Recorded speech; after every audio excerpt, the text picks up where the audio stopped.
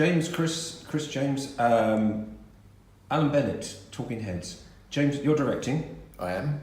Tell us how. First, you're here on a Sunday evening at Moot House. How's things going?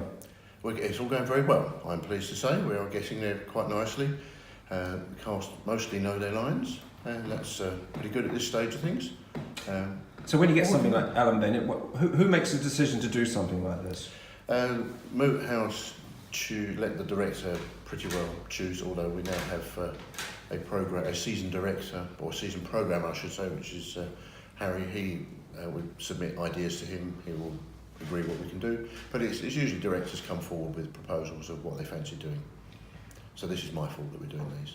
Okay, and Chris, there's 3 plays, and how many are you in? How many heads are you? Just one. And which one's that? Each. It's a play called A Chip in the Sugar. I'm playing Graham Whittaker, which was in the original BBC series, the first season, and my part was actually played by Alan Bennett himself. Yes. So is it hard to are you trying to avoid being a sort of pastiche of Alan Bennett? Well, I'm trying to do a sort of a northern accent, Yorkshire accent, but I'm trying, yes, to make it's not sort of faux Alan Bennett, yes. So far, how's it going? How's preparation going? Oh, it's going all right, yes. I'm just about off book. I've said to him I'll do it today without the book, so yes, we'll see how we go. But yes.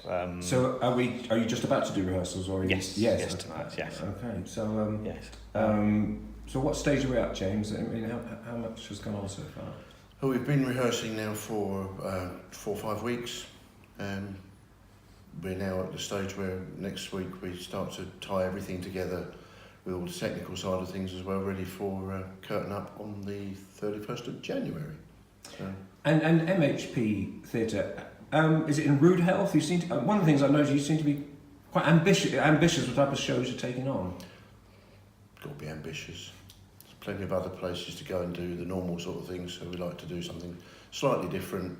You know, a varied programme. You know, something that is there for the old thing of something that covers something for everybody. But we like to do new writing as well. Encourage some new writing or some plays that you might not see elsewhere in the town.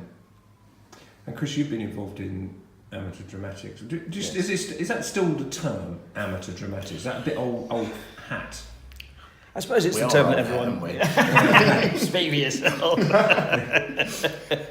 I suppose it is the term that everyone still knows, yes. But I mean, I always think it's a sort of question of attitude. I mean, you see some companies that are actually every bit as professional or take it every bit as seriously as a West End company. And I think MHP do that. I mean, they really do take a serious approach. I mean, the only difference is really we're not getting paid for it. But you still enjoy it? Oh, I love it. You've yes, you've been around a while. Oh, a few years. More years than I care to mention. Yes. Because I started off in Chingford when I first came down here. Started off in Chingford in the early 80s at the Drama E4 Theatre Company up there. And as I've been involved in and around sort of London companies, and then, because this is my local one, I was invited to do this one. So. What do you still enjoy about it? I like the challenge. I do like the sort of the challenge of playing different roles and different characters. I like the sort of camaraderie and the fun of it. I must admit, when you're on stage and everything is going well, I mean, there's no other feeling like it. It's absolutely brilliant. I was down at the Minack this year, down the Minack Theatre in Cornwall, doing a play by Carlo Goldoni.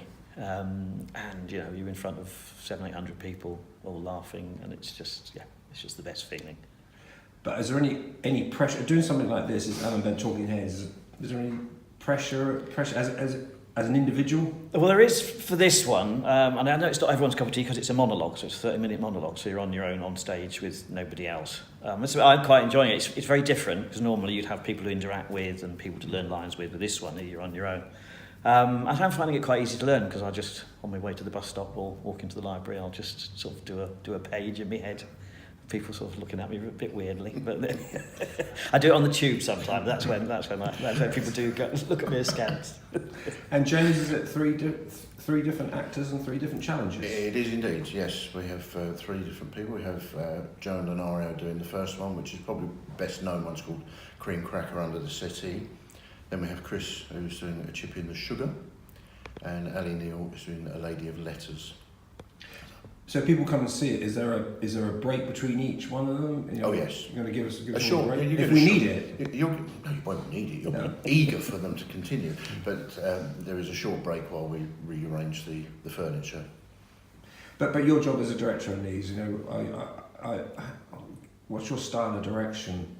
Oh, as lazy as I can be. Just sit back and let the actors do their thing, and tweak it is really what I've been doing with this. As Chris says, it's a monologue. You can't interfere with that too much. You've got to let the actor be very comfortable with what they're doing, and make moves that feel that they're appropriate.